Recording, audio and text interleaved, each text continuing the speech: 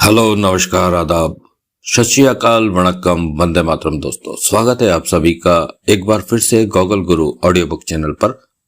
हम लाए हैं आपके लिए एक शानदार कहानी, मजेदार कहानी अनिल मोहन जी की देवराज चौहान सीरीज में। यह कहानी आप सुने उसके पहले अनिल मोहन जी ने जो पाठकीय में लिखा है, जो कि दिलचस्पी भरा लेख है उनका, वो भी सुन लीजिए, क्योंकि अब ऐसे उपन्यास और ऐसे लेख अब शायद ही कभी हमें भविष्य में सुनने, देखने, पढ़ने को मिले। तो मैं स्टार्ट करता हूं लेखकीय के साथ, जो अनिल मोहन जी की कलमों से खुद अनिल जी ने लिखा है। पाठकों को अनिल मोहन का नमस्कार। प्रस्तुत है देवराज चौहान सीरीज का ताजा तरीन करारा नया उपन्यास संगीन डकैती। इस उपन्यास में रहस्य, रोमांच और एक्शन का अनूठा संगम मिलेगा। मनोरंजन का हर वो तीर मिलेगा जिसकी आशा आप मेरे उपन्यासों में करते हैं। हर जगह आपको देवराज चौहान मिलेगा, जैसा कि आप देवराज चौहान सीरीज में चाहते हैं। परंतु देवराज चौहान को तो आप ही अपनी नजरों से ठोक बजाकर देखेंगे कि असली मामला क्या है। इतना तो स्पष्ट है ही कि ज्यों-ज्यों आप उपन्यास के भीतरी पृष्ठों पर जाते चले जाएंगे, उतना ही उलझते चले जाएंगे। क्यों? इसका जवाब भी आपको उपन्यास के पन्नों से ही मिलेगा। मैंने भरपूर चेष्टा की है कि पाठकों को उलझा दूं उपन्यास की कहानी में। यह तो आपको ही देखना है कि आप कितना उलझे हैं और कितना नहीं, लेकिन मजा तो आएगा ही। इससे पहले आपने देवराज चौहान सीरीज का अंडरग्राउंड पढ़ा, जो कि 12 साल पहले 2 भागों में छपा था, और मुझे पूरा भरोसा है कि 100 में से 2 पाठकों ने ही तब उपन्यास को पढ़ा होगा, क्योंकि इतनी देर में पढ़ने वाले बदल जाते हैं। ऐसे में पढ़ने वालों को यह उपन्यास भी नया ही लगा होगा। अंडरग्राउंड की कहानी भी डकैती के ऊपर थी, मजेदार थी। नहीं पढ़ा तो बाजार में उपलब्ध है, आप पढ़ सकते हैं। पाठकों के पत्र और ईमेल प्राप्त हो रहे हैं, और पाठक नागमणि के बारे में पूछ रहे हैं, जो कि देवराज चौहान, मोना चौधरी एक साथ वाला उपन्यास है, जिस पर आप सवार होकर पूर्व जन्म की रहस्यमयी अजीबोगरीब दुनिया में पहुंच जाते हैं, और वहां होने वाले हादसे आपको रोमांच की गहराइयों में ले जाते हैं। नागमणि के बारे में आपको बता दूं कि इस उपन्यास को ही मैं लिखने में लगा हुआ हूं।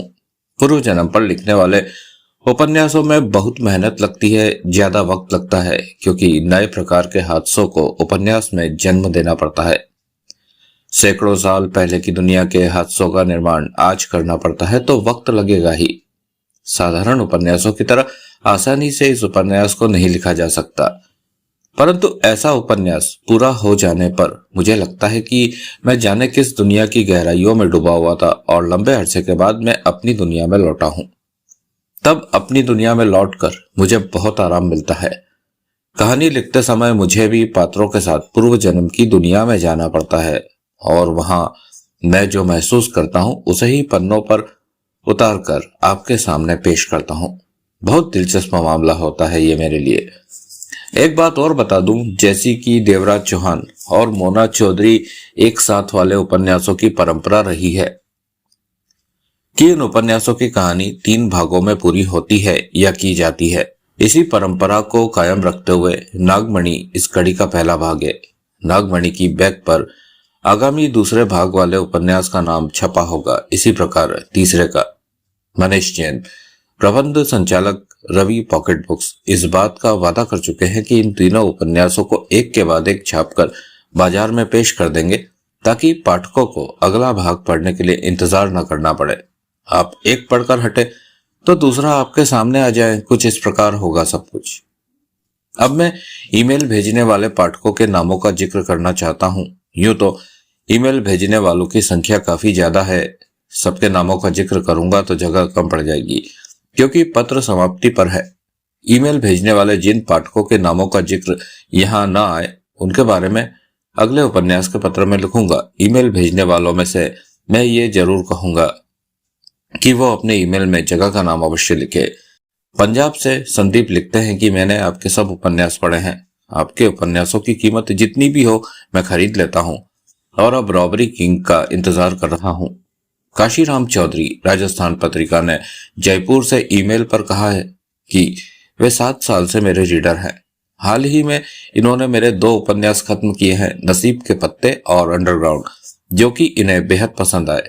ये कहते हैं कि विजय बेदी सीरीज के उपन्यास भी लिखूं, वे क्यों रोक दिए।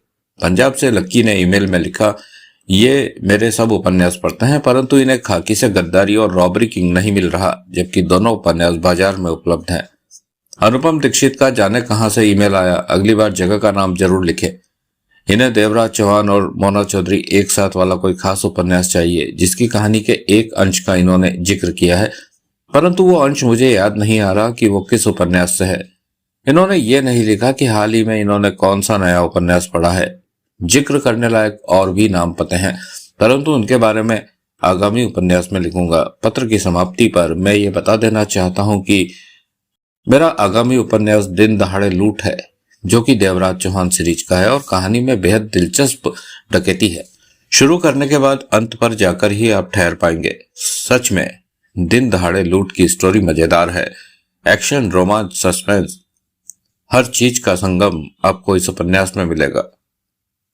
तो अब देवराज चौहान सीरीज के अगले उपन्यास दिन दहाड़े लूट में मुलाकात होगी।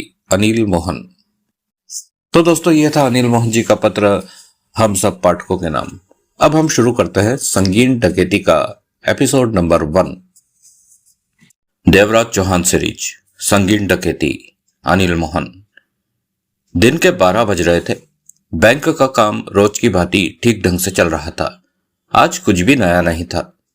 60-70 लोगों का स्टाफ था और इतने ही काम से आए लोग बैंक में मौजूद थे।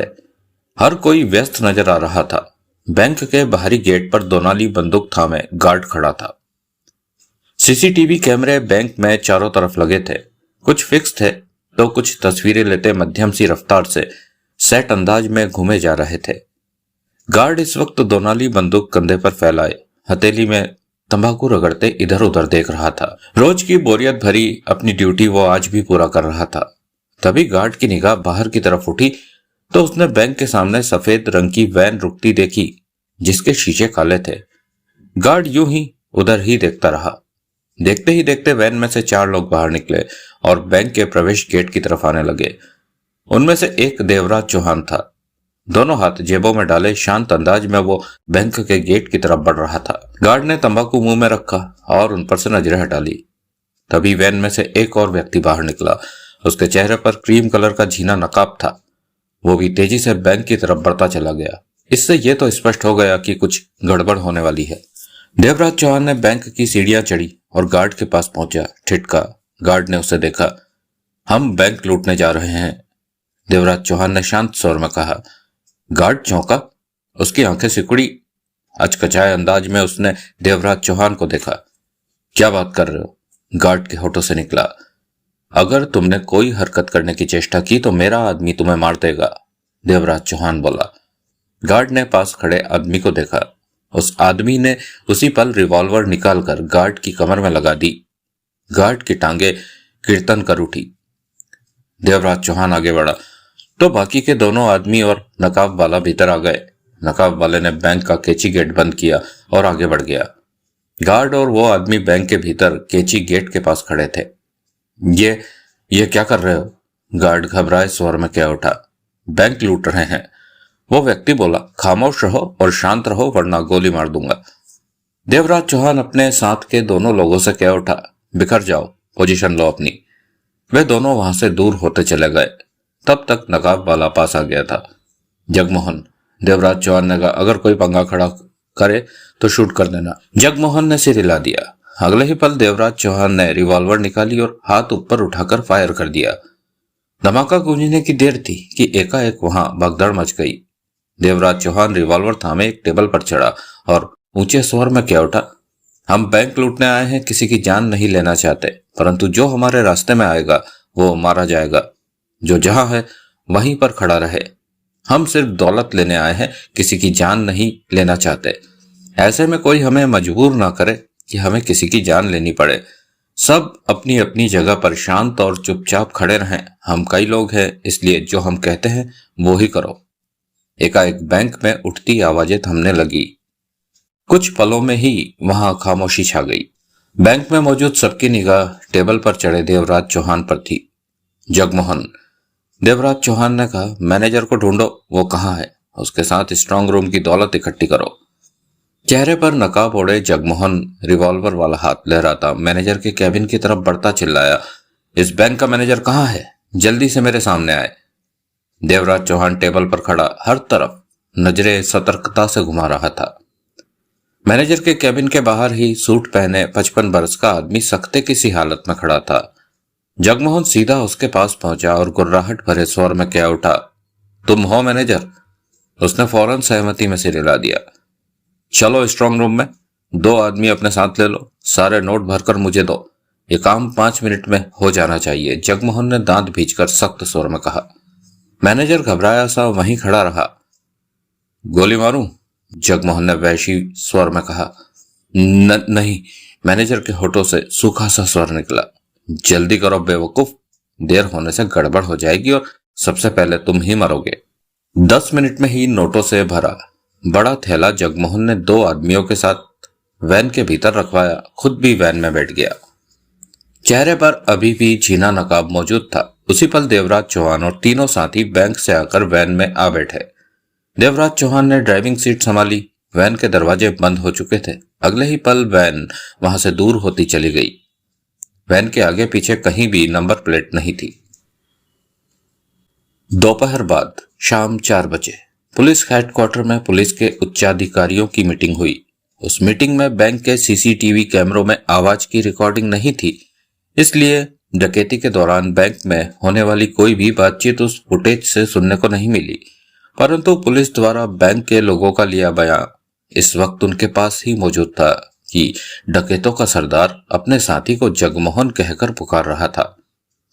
एसीपी कामेश्वर ने वहां मौजूद पुलिस वालों पर नजर मारते गंभीर स्वर में कहा, देवराज चौहान को पहचान लिया गया है और बैंक के कर्मचारियों और उस वक्त मौजूद ग्राहकों का बयान भी ले लिया गया है कि देवराज चौहान अपने साथी को जगमोहन कहकर पुकार रहा था।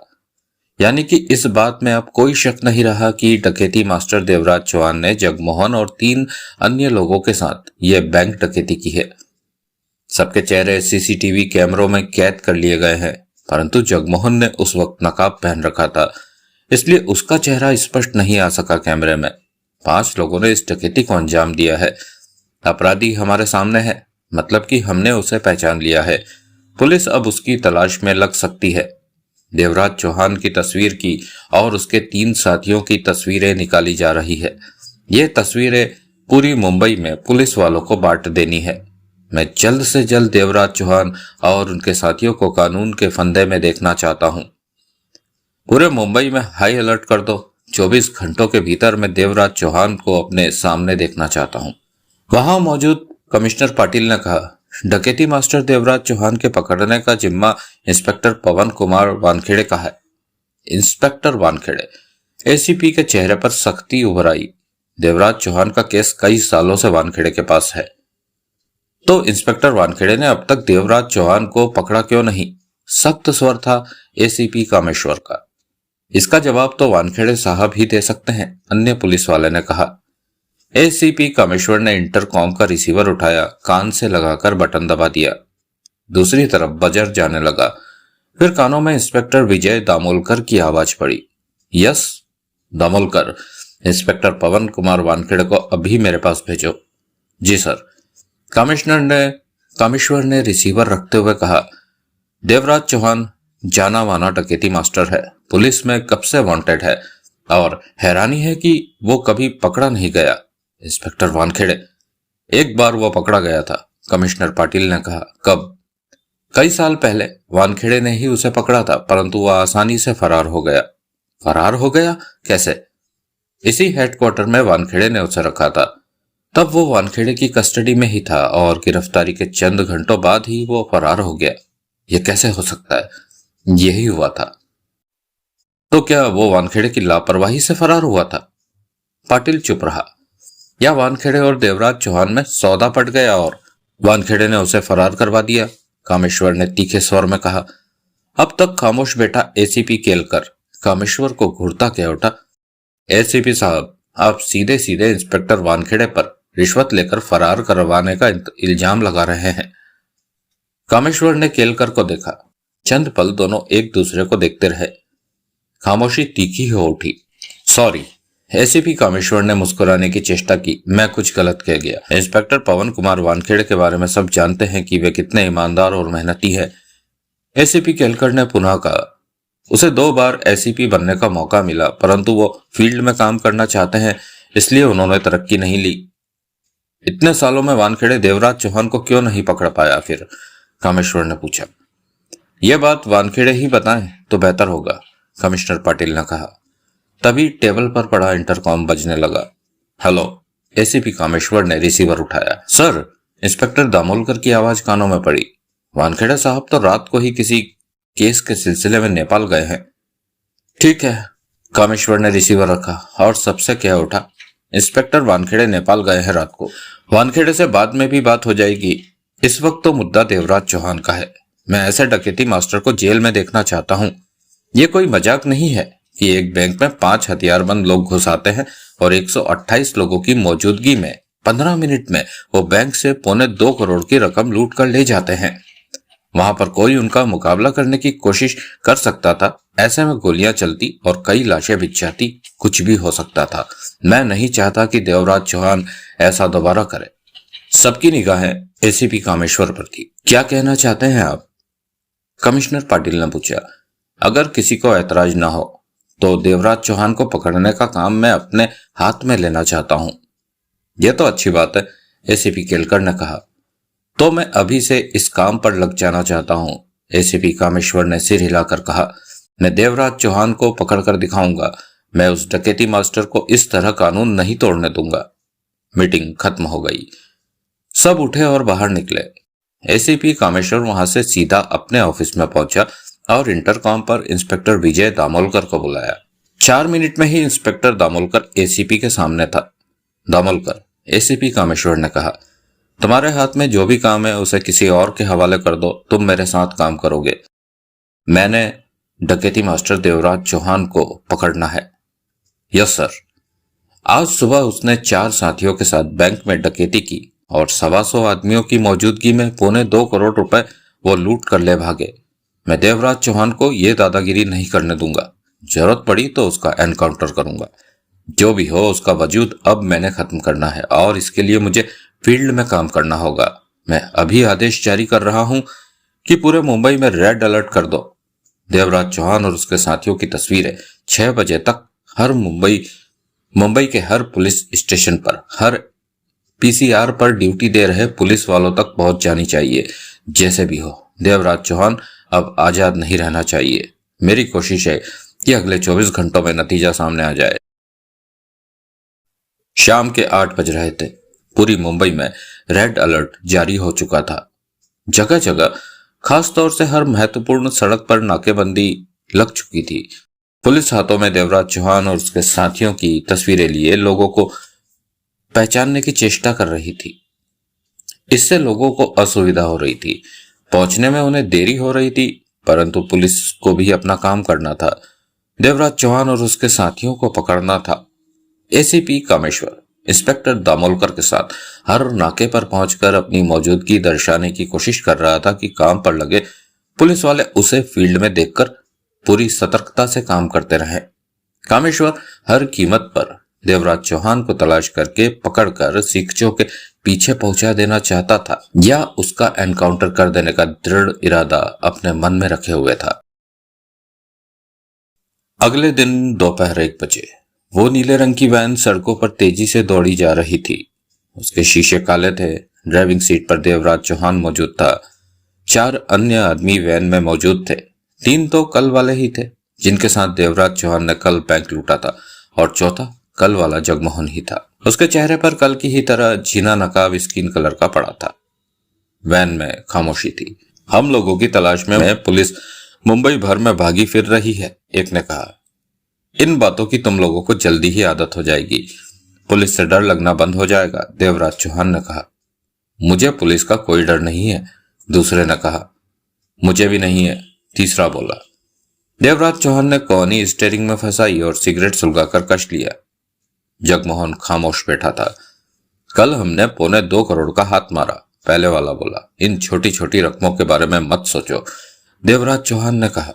छोटी रकमें? ये तो बड़ी रकम है। बहुत जल्दी तुम लोग देखोगे कि बड़ी रकम किसे बोलते हैं, देवराज चौहान ने शांत स्वर में कहा।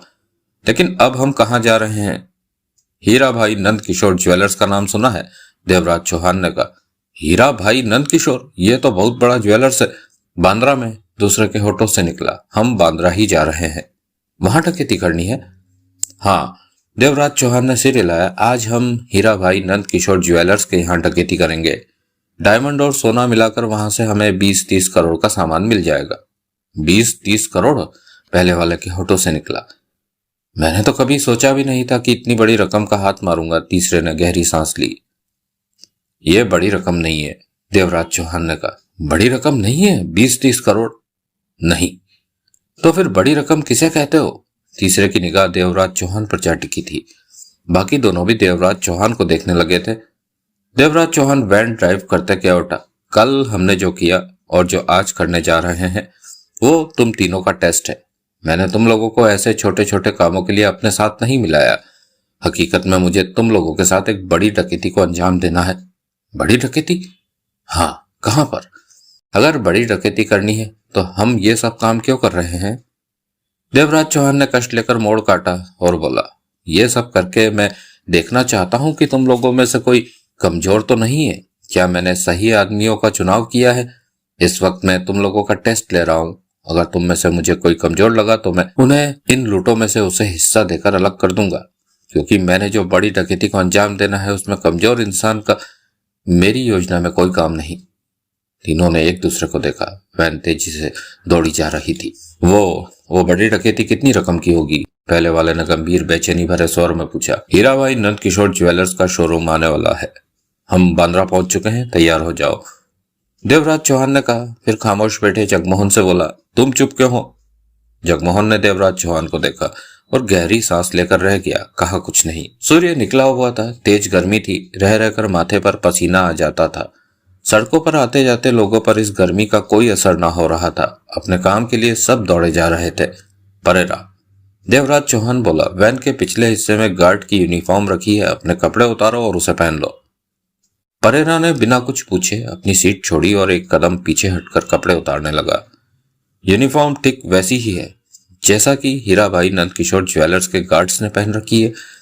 देवराज चौहान कहता जा रहा था, तुम्हें एक गार्ड्स की जगह लेनी है। दुकान के बाहर प्रवेश गेट के पास 2 बंदूकधारी गार्ड खड़े रहते हैं। हम उन्हें संभालेंगे और भीतर ले जाएंगे उन्हें। शटर को आधे से ज्यादा नीचे गिरा दिया जाएगा। तुम शटर के बाहर रहोगे और बाहर का सारा मामला संभालोगे। तुम गार्ड्स की यूनिफॉर्म में होंगे, इसलिए तुम पर कोई शक नहीं करेगा। जो कोई भी शोरूम में आना चाहे, तुमने गार्ड्स होने के नाते उन्हें प्यार से समझाना है कि 2 घंटों के लिए शोरूम बंद है, कोई भीतर नहीं जा सकता। हर कोई तुम्हारी बात मानेगा और कोई शक भी नहीं कर सकेगा, क्योंकि तुम गार्ड की यूनिफॉर्म में होंगे। बाहर का सारा काम तुम्हें बढ़िया ढंग से संभालना है। आसान काम है।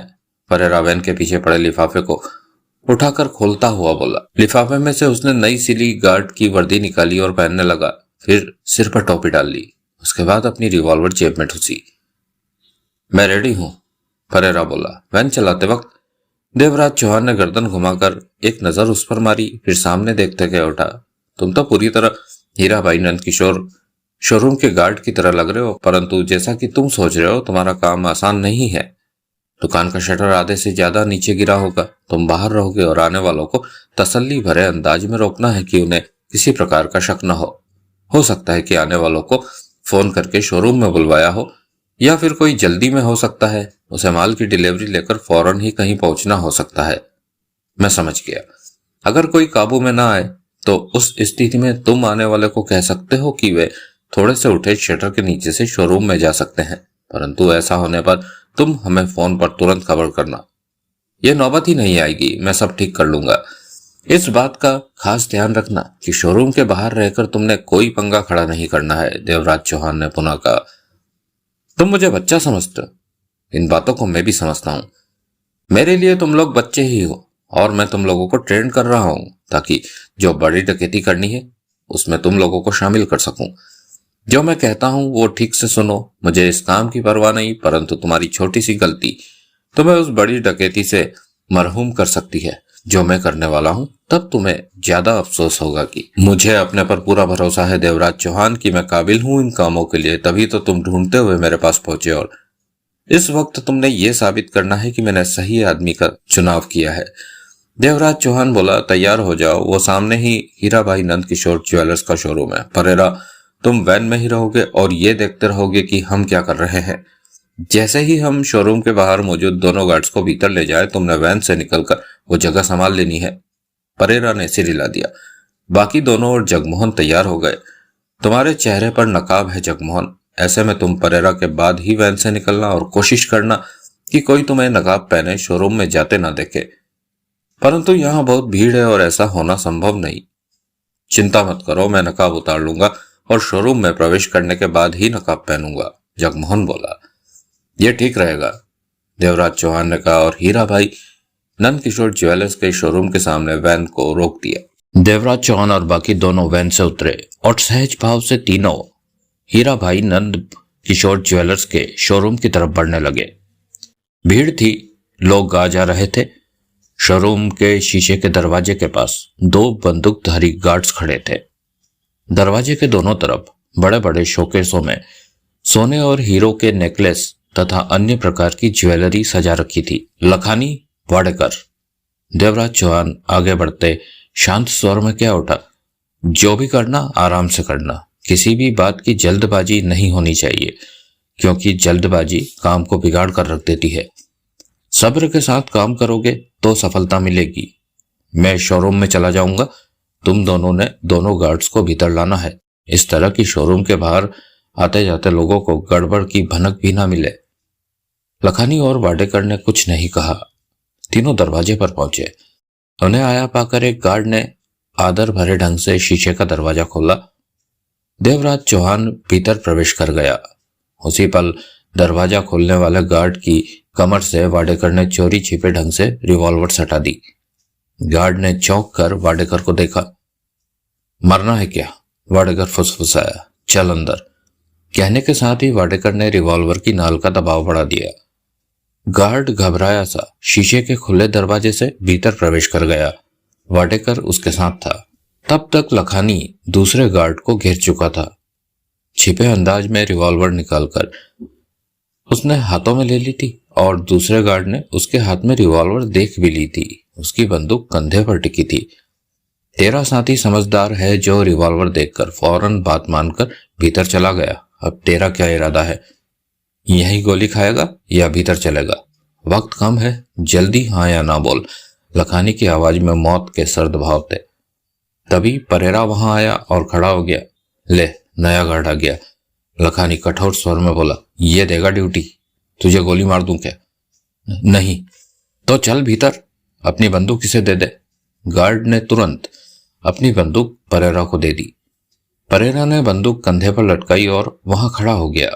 लखानी गार्ड के साथ शोरूम के भीतर चला गया। परेरा सतर्क किंतु लापरवाही भरे अंदाज में वहां खड़ा था। 3 कदमों के फासले पर फुटपाथ पर लोग आ जा रहे थे, परंतु किसी को हवा भी नहीं लगी थी कि यहां क्या हुआ। उसी पल सामने से जगमोहन आया। उसने नकाब नहीं डाला हुआ था। दोनों में आंखों ही आंखों में बात हुई। सब ठीक है का इशारा हुआ। शटर गिरा। जगमोहन उसके पास पहुंचते ही कह उठा। जगमोहन और परेरा ने मिलकर शटर को नीचे किया, आधे से ज्यादा नीचे किया, और फिर जगमोहन भीतर प्रवेश कर गया। चूंकि शटर गिराने में गार्ड की वर्दी पहने परेरा भी साथ था, इसलिए देखने वालों को सब कुछ सामान्य लगा था। परेरा आधे से ज्यादा गिरे शटर के पास बंदूक कंधे पर लटकाए खड़ा हो गया था। हीराभाई नंद किशोर का ज्वेलरी शोरूम बहुत बड़ा था। ऊपर की मंजिली भी उनकी ही थी, जिसकी सीढ़ियां कोने से जाती थी। ऊपर की मंजिल पर गहने बनाने और डायमंड की कटिंग, तराशने और उन्हें सेट करने आदि का काम होता था। नीचे का काम हीराभाई देखता था और ऊपर का नंद किशोर संभालता था।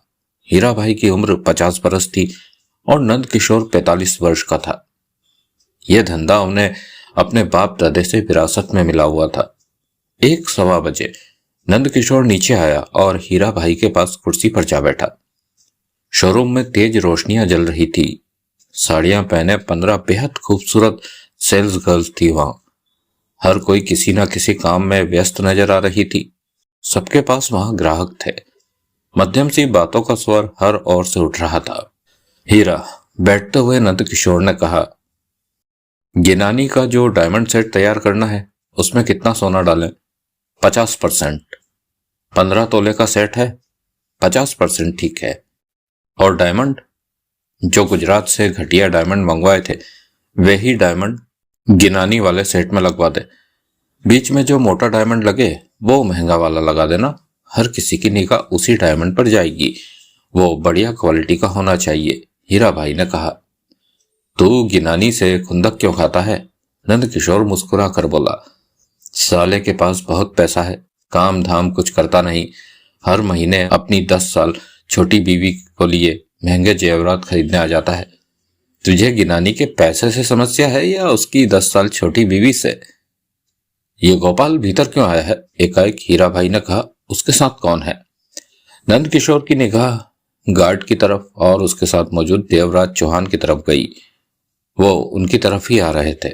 अगले ही पल नंद किशोर चौंक कर क्या उठा, हीरा, ये तो इसकी फोटो आज के अखबार में छपी है। किसकी? हीरा हड़बड़ाया। वो जो गोपाल के साथ है, इसने बैंक लूटा था कल। नंद किशोर ने हड़बड़ाए ढंग से टेबल पर पड़े अखबार को पकड़कर उसके पन्ने पलटे और एक पन्ना सामने किया। ये देख, ये इसी की फोटो है। हीरा भाई ने अखबार में छपी फोटो पर नजर मारी। मैंने आज सुबह इसकी फोटो कई बार देखी थी, नंद किशोर ने कहा। लेकिन ये यहाँ क्यों? ये हमारी दुकान लूटने आया है। हीरा भाई ने सूखे होठों पर जीभ फेरी। हम लूटने वाले हैं नंद किशोर। तब तक गोपाल और देवराज चौहान उनके पास आ पहुंचे थे। शोरूम के सारे कर्मचारी सामान्य ढंग से काम कर रहे थे। वाडेकर शोरूम के बीच ही ठहर गया था। हीरा भाई और नंद किशोर की घबराई नजरें देवराज चौहान पर थी। यह है मालिक? देवराज चौहान ने साथ आए गार्ड से पूछा। गार्ड ने सूखे होठों पर जीभ फेरी। मैं डकैती मास्टर देवराज चौहान हूं। देवराज चौहान ने कठोर स्वर में दोनों से कहा, यह शोरूम लूटने आया हूं। नहीं, हीरा भाई के होठों से कांपता स्वर निकला। तुम ऐसा नहीं कर सकते। मेरे साथ और भी कई लोग हैं, भीतर भी और बाहर भी। देवराज चौहान ने रिवॉल्वर निकालकर खतरनाक स्वर में कहा, अगर तुम में से किसी ने चालाकी दिखाने की कोशिश की तो दोनों ही मारे जाओगे। दोनों ने शोरूम के बीच खड़े वाडेकर को देखा। तभी एक सेल्स गर्ल की निगाह देवराज चौहान के हाथ में दबे रिवॉल्वर पर पड़ी तो वो चीख उठी। शोरूम में मौजूद तमाम लोगों का ध्यान इस तरफ हुआ। तभी वाडेकर रिवॉल्वर निकालता चिल्ला उठा, कोई अपनी जगह से नहीं हिलेगा। यहाँ डकैती हो रही है, जो मरना चाहे वो ही आवाज मुंह से निकाले। एकाएक शोरूम में गहरा सन्नाटा पसर गया। रिवॉल्वर थामे वाडेकर की सतर्क निगाह हर ओर घूम रही थी। लखानी भी अब तक दूसरे गार्ड के साथ भीतर आ चुका था। धीरे धीरे वहां के हालात खतरनाक होते जा रहे थे। देवराज चौहान ने पास में खड़े गार्ड के कंधे पर लटकी गन लेते हुए कहा, चुपचाप एक तरफ होकर बैठ जाओ। अगर मरना चाहो तो ही कुछ करने की सोचना। गार्ड कांपती टांगों से एक तरफ सरक कर नीचे बैठ गया। यह देखकर लखानी ने अपने काबू में दूसरे गार्ड से कहा, चल अपने साथी के पास जाकर बैठ, चुपचाप, जरा भी हरकत की तो मरेगा। वो गार्ड भी कांपती टांगों से अपने साथी गार्ड की तरफ बढ़ गया। शोरूम में मौजूद हर कोई स्तब्ध बैठा था। देवराज चौहान ने वाडेकर से कहा, तुम ऊपर की मंजिल पर कंट्रोल करो, वहां कोई पुलिस को फोन ना कर दे। रिवॉल्वर थामे वाडेकर ऊपर जाती सीढ़ियों की तरफ दौड़ पड़ा। लखानी रिवॉल्वर वाला हाथ हवा में लहराता ऊंचे स्वर में बोला, खामोश रहोगे तो जिंदा बच जाओगे, मरना हो तो तभी आवाज निकालना। तभी शोरूम के लोगों ने दुकान का शटर नीचे होते देखा। हीरा भाई का हाथ तेजी से टेबल के नीचे गया। उससे भी तेजी से देवराज चौहान आगे बढ़ा और हाथ में दबी रिवॉल्वर की नाल का वार उसके गाल पर किया। ओह! हीरा भाई पीड़ा के साथ छटपटा उठा। मुंह के भीतर का गाल फट गया था और होठों पर खून बह रहा था। देवराज चौहान ने रिवॉल्वर की नाल उसके सिर पर रख दी। चेहरे पर वहशी भाव नाच उठे थे। क्या है टेबल के नीचे? देवराज चौहान गुर्राया। हीरा भाई का चेहरा भय से सफेद होने लगा। नंद किशोर तो बुद्ध की मुद्रा में बैठा था। बोल, क्या करने जा रहा था? देवराज चौहान पुनः गुर्राया। चुप रहा तो गोली मार दूंगा।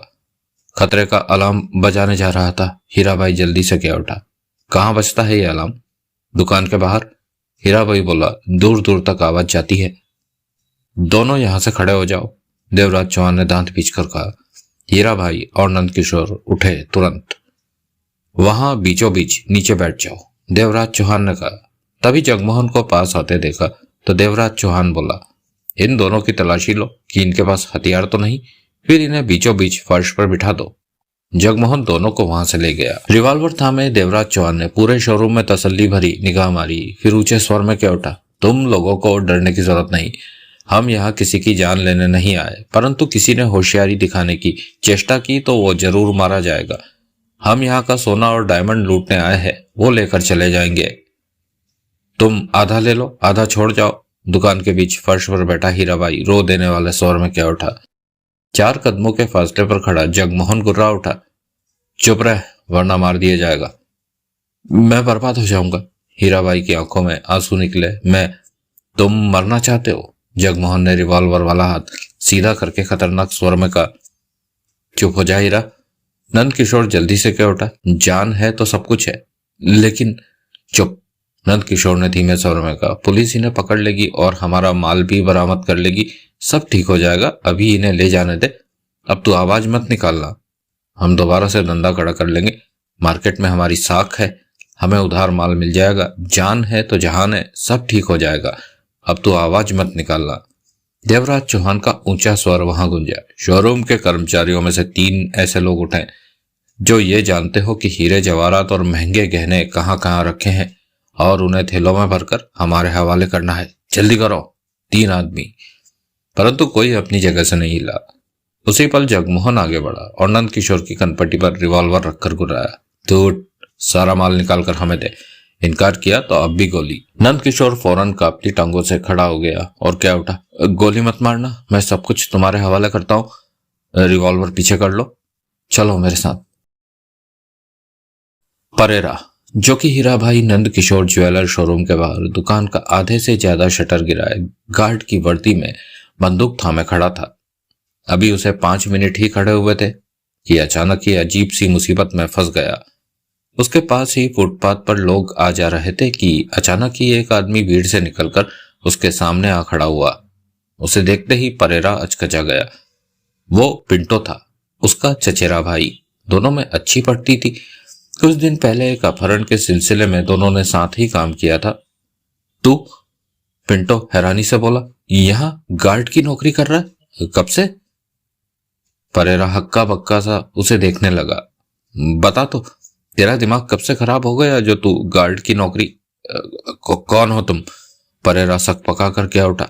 मैं पिंटो, तेरा चचेरा भाई परेरा। लेकिन तेरे को कोई गलत फहमी हुई लगती है। मैं कोई तुम्हारा भाई नहीं, मेरा नाम प्रेम सिंह है। परेरा नहीं, मैं तुम्हें नहीं जानता, परेरा बोला। पिंटो परेरा को घूरने लगा।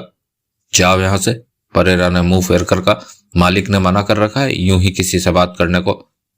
पिंटो के चेहरे पर अजीब से भाव आ ठहरे। तू परेरा नहीं है? एक बार कह तो दिया कि मेरा नाम प्रेम सिंह है। परेरा खुद को संभाल चुका था। तू सच में परेरा नहीं है? सुनाई नहीं देता तेरे को? एक बार कह तो दिया कि मैं प्रेम सिंह हूं।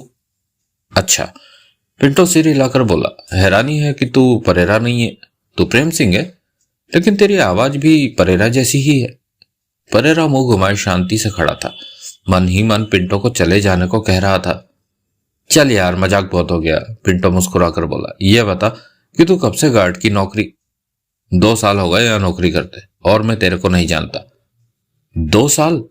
सप्ताह पहले तो हम मिले थे। तू कह रहा था कि जैसे भी हो मोटा पैसा कमाना है, और अब तुझे देखता हूं कि तू यहाँ पर गार्ड की नौकरी कर रहा है और खुद को प्रेम सिंह कह रहा है। मैं कैसे मान लूं कि तू परेरा नहीं प्रेम सिंह है? परेरा ने खा जाने वाली निगाहों से पिंटो को देखा। पिंटो मुस्कुराया। यार इतना तो कह दे कि तू परेरा ही है। प्रेम सिंह हूं मैं, परेरा झल्लाया। पिंटो ने मुंह बनाया। दुकान के बड़े बड़े शोकेसों में रखे जेवरातों को देखा। परेरा झल्लाया सा उसे देख रहा था। तू? पिंटो धीमे स्वर में बोला, कहीं इस दुकान पर हाथ साफ तो नहीं कर रहा? क्या? परेरा गुस्से से बोला। तुम पागल हो क्या? मालिक को भीतर से बुलाऊं क्या? वो तेरे को पुलिस में दे देंगे। मैं कह दूंगा कि तू मेरे को शोरूम लूटने की सलाह दे रहा। पिंटो उसे देखते हुए मुस्कुराने लगा। परेरा पुनः सकपका सा उठा। एक बात तो मानना पड़ेगी परेरा कि तू है पक्का हरामी, पिंटो बोला। परेरा उसे देखता रहा। सीधे सीधे कह दे कि तू यहाँ काम कर रहा है तो मैं चला जाता हूँ, मुझसे क्या छुपाना। लेकिन ये शिकायत तो तेरे से रहेगी कि इस बड़े काम में तूने मुझे साथ नहीं लिया, जबकि हमने कई बार एक साथ काम किया है। पिंटो ने पुनः शोकेसों में लगे जेवरातों को देखा। यहाँ से मोटा माल तेरे हाथ लगेगा अगर तू सफल रहा तो, कहते हुए पिंटो ने जेब से मोबाइल निकाला और नंबर मिलाने लगा। अगर अब तू नहीं गया तो मैं अब भी तेरे बारे में मालिक को बता। अगले ही पल परेरा की जेब में पड़ा फोन बजने लगा। परेरा के होठ भिज गए। उसने पिंटो के हाथ में दबे मोबाइल को देखा। पिंटो ने मुस्कुराकर फोन काटा और वापस अपनी जेब में रखते कड़वे स्वर में कह उठा, तो प्रेम सिंह जी, आपका मोबाइल नंबर मेरे को कैसे पता चल गया? खिसक ले यहां से, परेरा एक गहरी सांस लेकर बोला। शोरूम के अंदर काम हो रहा है ना? पिंटो ने धीमे स्वर में कहा। हाँ, बताना ही पड़ा परेरा को। कितने आदमी हो? 5। यार तूने मुझे साथ क्यों नहीं लिया? ये मेरा काम नहीं है, मैं खुद किसी और के लिए काम कर रहा हूं, उसने मुझे साथ लिया है। तू खिसक तो यहां से। हाथ तंग चल रहा है यार, 5-7 लाख मिल जाते तो बहुत बढ़िया हो जाता। दे दूंगा मैं तुझे, अभी फिलहाल तू यहां से जा, परेरा गुस्से में बोला। जेवरात भी चल जाएंगे, मैं बेच लूंगा उन्हें, अगर काम में मेरी जरूरत हो तो। दफा हो ले। ठीक है, मैं शाम को तुझसे बात करूंगा, कहकर पिंटो आगे बढ़ गया। परेरा खा जाने वाली निगाहों से पिंटो को जाते देखता रहा। फिर पिंटो उसकी निगाहों से ओझल हो गया। परेरा ने मील भर लंबी चैन की सांस ली कि वो चला गया, परंतु पिंटो गया नहीं था। वो मोड़ के पास जाकर मुड़ गया था, परंतु फिर चक्कर काटकर पास की पार्किंग से अपनी कार उठा लाया और कुछ दूर खड़ी करके परेरा पर नजर रखने लगा। वो देख लेना चाहता था कि परेरा किन लोगों के साथ काम कर रहा है। 20 मिनट पश्चात हीरा भाई नंद किशोर के ज्वेलरी शोरूम का शटर ऊपर उठा और देवराज चौहान, जगमोहन, वाडेकर और लखानी बाहर निकले। उनके पास 2 बैग और एक भरा थैला था। परेरा ने दोनाली को पास ही में रख लिया। वे सब तेजी से सामने खड़ी वैन में प्रवेश करते चले गए। देवराज चौहान ने ड्राइविंग सीट संभाली और अगले ही पल वैन को दौड़ा दिया। हीरा भाई नंद किशोर का ज्वेलरी शोरूम लुट चुका था। कुछ दिन पहले क्या हुआ था वो देखते हैं। वाडेकर, जिसका पूरा नाम राजू वाडेकर था, 10 सालों से ड्रग्स का धंधा कर रहा था। बहुत अच्छा नेटवर्क बना रखा था उसने। पाकिस्तान, अफगानिस्तान से ड्रग्स का माल लाता और अपनी बना रखी चैन में आगे सरका देता। इसी में ही वो मोटा नावा कूट रहा था। पुलिस को वक्त पर हफ्ता देता था, कोई समस्या नहीं थी, सब ठीक चल रहा था। 2 औरतें उसने रखेल के तौर पर रख रखी थी। दोनों ही इंतहाई खूबसूरत थी और वाडेकर उन पर पैसा लुटाता रहता था। राजू वाडेकर की जिंदगी के बीते 10 साल इसी तरह मजे से कट रहे थे। उसे पूरा भरोसा था कि आगे की जिंदगी भी इसी तरह इत्मीनान से कट जाएगी, परंतु ऐसा हो नहीं सका था। उस दिन वो ऑफिस में बैठा था कि सादे कपड़ों में इलाके का पुलिस इंस्पेक्टर रोहित सूरी उसके पास पहुंचा। इंस्पेक्टर सूरी उसका हमेशा ही बहुत ध्यान रखता था। आओ। इंस्पेक्टर सूरी को देखते ही वाडेकर मुस्कुराकर बोला, बैठो यार, कैसे हो? इंस्पेक्टर रोहित सूरी कुर्सी पर बैठा। वो गंभीर दिख रहा था। सब खैरियत तो है? वाडेकर ने पूछा।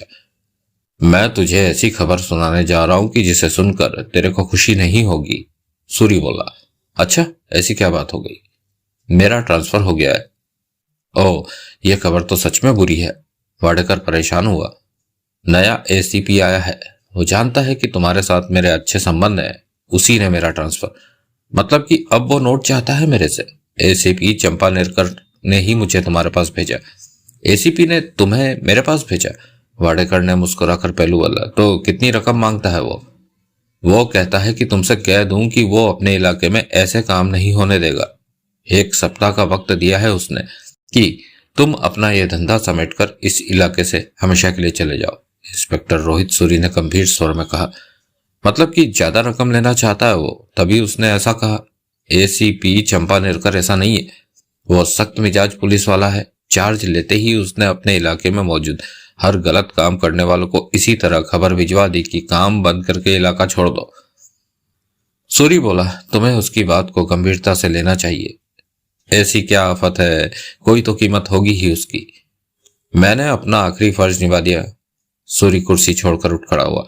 अब तुम जानो और एसीपी चंपानेरकर, अब मुझे ट्रैफिक डिपार्टमेंट में भेज दिया गया है। कल वहां पर मेरी ड्यूटी शुरू हो जाएगी।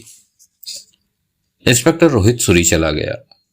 राजू वाडेकर ने इस बात को गंभीरता से नहीं लिया। वो जानता था कि पुलिस वाले बदलते रहते हैं। हर नया पुलिस वाला पहले रोब मारता है, फिर मोटी रकम तय करता है और उसके बाद सब ठीक से चलने लगता है। वाडेकर ने अपने खास आदमी केतन पारिक को बुलाकर कहा, भरन सूरी की ट्रांसफर हो गई है और नया एसीपी चंपानेरकर ने सूरी के हाथों मैसेज भिजवाया कि हम धंधा बंद करके इलाका छोड़ दें। पुराने पुलिस वाले जब आते हैं तो ऐसी समस्या आती ही है।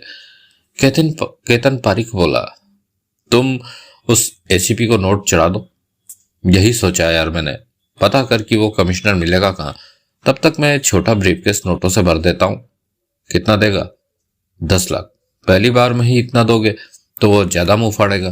कोई फर्क नहीं पड़ता, ड्रग्स में बहुत पैदा हो रही है, ड्रग्स से बहुत कमाई हो रही है। तू पता कर वो किधर होगा। केतन पारिक बाहर निकल गया। वाडेकर ने छोटे से ब्रीफकेस में 1000 के नोटों की 10 कड्डियां डालकर उसे बंद किया। 5 मिनट में ही केतन पारिक ने लौटकर कहा, एसीपी चंपानेरकर अपने ऑफिस में मौजूद है। यह ब्रीफकेस ले जाओ उसके पास, बोलना मैंने भिजवाया है। हर हफ्ते इतनी सेवा होती रहेगी इसकी। इसे यूं ही मत ले जाना, किसी डिब्बे में बंद करके ऊपर कागज चढ़ाकर ले जाना, वाडेकर ने कहा। केतन पारिक ब्रीफकेस थामे बाहर निकल गया। 2 घंटे बाद केतन पारिक वापस लौटा और चमकदार कागज से लिपटा डिब्बा टेबल पर रखते बोला, नहीं लिया उसने। वाडेकर के होठ सिकुड़े। क्या बोल रहा था? मैंने कहा कि वाडेकर साहब ने गिफ्ट भिजवाया है तो उसने बीच में ही पूछ लिया कि क्या है। मैंने कहा ब्रीफकेस। बोला कितने नोट हैं? मैंने बता दिया 10 लाख है तो उसने बेहद नरमी के साथ लेने से इनकार कर दिया। बोला मैं रिश्वत नहीं लेता। साला ज्यादा नखरे दिखा रहा है, वाडेकर ने मुंह बनाकर कहा। कल ब्रीफकेस में 15 लाख ले जाना। ठीक है। तेरे को क्या लगता है कितने में पटेगा? कह नहीं सकता। क्यों? पहली बार किसी पुलिस वाले ने पैसे वापस दिए हैं, वरना वो ब्रीफकेस रखकर यह भी कह सकता था कि कल 5 और ले आना अगर धंधा चलाए रखना चाहते हो तो। परंतु उसने ऐसा कुछ भी नहीं कहा। पारिक बोला, अकड़ू लगता है। उम्र क्या है उसकी? 55 के आसपास। कल 15 लेकर जाना उसके पास। अगले दिन केतन पारिक का फोन आया वाडेकर को। ले लिया ब्रीफकेस उसने? वाडेकर ने पूछा। नहीं, लेकिन यह जरूर पूछा कि कितने हैं। तुमने बताया? हाँ, मैंने कहा 15 है तो उसने बड़े आराम से लेने से मना कर दिया और बोला कि वाडेकर को कह दूं कि बाकी के 6 दिन रह गए हैं। रामचंदा अपना भाव बढ़ाना चाहता है, वाडेकर गुस्से में बोला। शायद 20 में सेट हो जाए। 20 लाख हफ्ता बहुत ज्यादा है। सच बात तो यह है कि 15 भी ज्यादा ही थे। अब मुझे ही एसीपी से मिलना होगा। इस वक्त वो अपने ऑफिस में ही है। राजू वाडेकर 2 घंटे बाद एसीपी चंपानेरकर के ऑफिस में पहुंचा। एसीपी ने उसे प्रश्न भरी नजरों से देखा तो वाडेकर मुस्कुराकर बोला, नमस्कार एसीपी साहब, मैं वाडेकर, राजीव वाडेकर। बैठो। चंपानेरकर ने मुस्कुराकर कुर्सी की तरफ इशारा किया। वाडेकर कुर्सी पर बैठता हुआ क्या उठा। लगता है आप मुझसे कुछ ज्यादा ही नाराज हैं। क्यों? एसीपी चंपानेरकर के चेहरे पर शांत मुस्कान थी। मैंने 10 लाख भिजवाया तो आपने मना कर दिया। 15 भिजवाया तो वो भी नहीं लिया।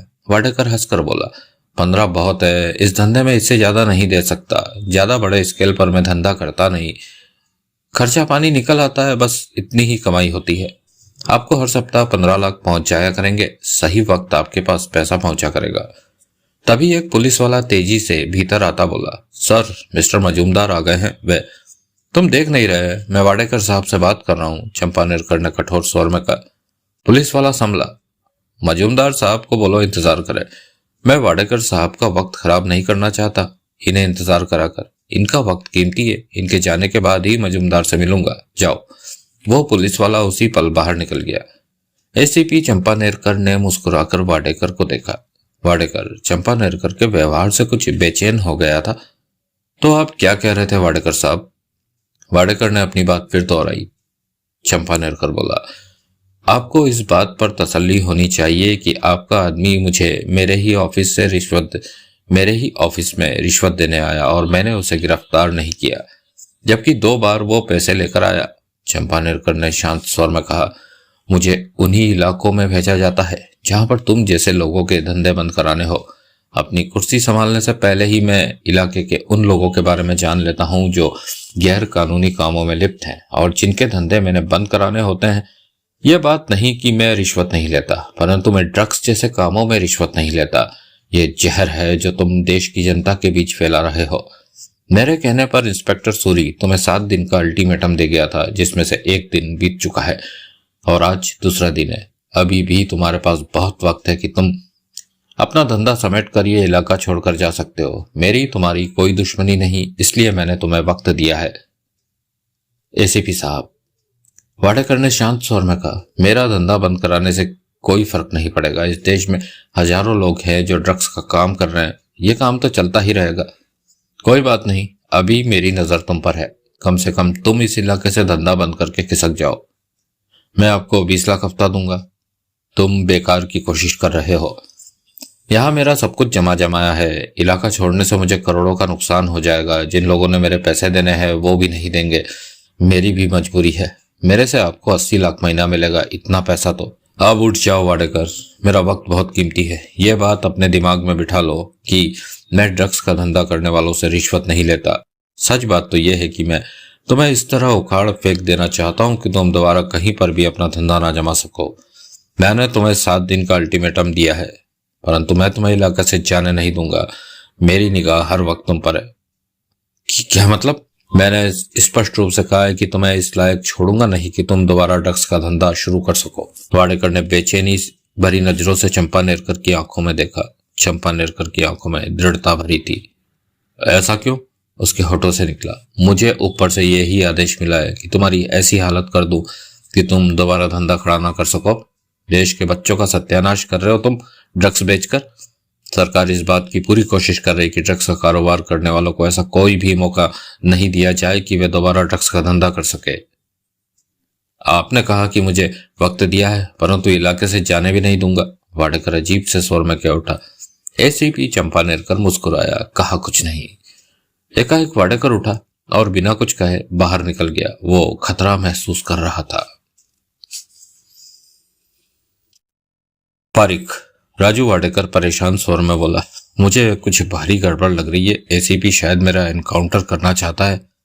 केतन पारिक चौंका, क्या कह रहे हो? मुझे ऐसा ही लगा कि। क्या कहा उसने? वो कमिश्नर कहता है कि उसने मुझे सप्ताह का वक्त जरूर दे दिया है, परंतु जाने मुझे देगा नहीं। उसके आदमी मुझ पर नजर रखे हैं और वो कहता है कि मेरा ऐसा हाल कर देगा कि दोबारा मैं ड्रग्स का धंधा कहीं भी जाकर शुरू ना कर सकूं। उसने स्पष्ट कहा है कि सरकार की तरफ से उसे ड्रग्स के कारोबार को खत्म करने का आदेश मिला है। क्या उसने कहा कि वो तुम्हारा एनकाउंटर करेगा? नहीं, परंतु उसकी बातों से मुझे लगा कि वो ऐसा कर सकता है। मुझे लगता है तुम खामखा परेशान हो रहे हो। ऐसा कुछ नहीं है।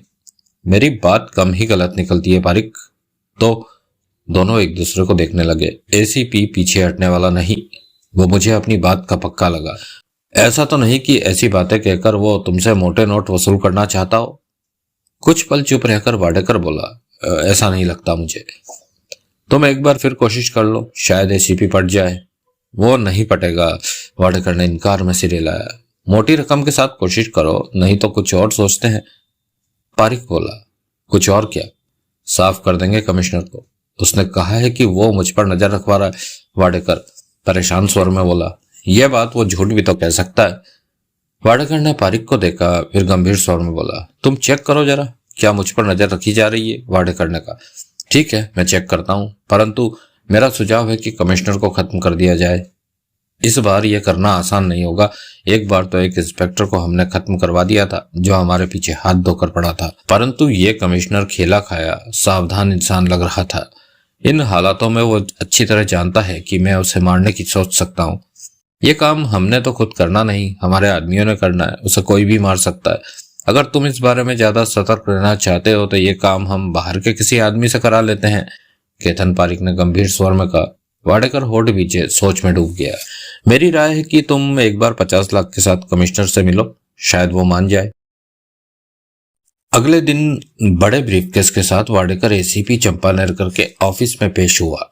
10 मिनट उसे इंतजार करना पड़ा, फिर वो भीतर जाकर चंपा नेरकर से मिला। चंपा नेरकर ने मुस्कुराकर उसे देखा। फिर ब्रीफकेस पर नजर मारते हुए कहा, लगता है इस बार बड़ा ब्रीफकेस लाया और रकम बड़ी होगी।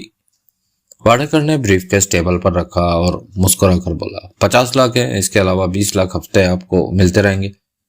ऐसे भी चंपा नेरकर ने शांत भाव से वाडेकर से कहा, बैठो।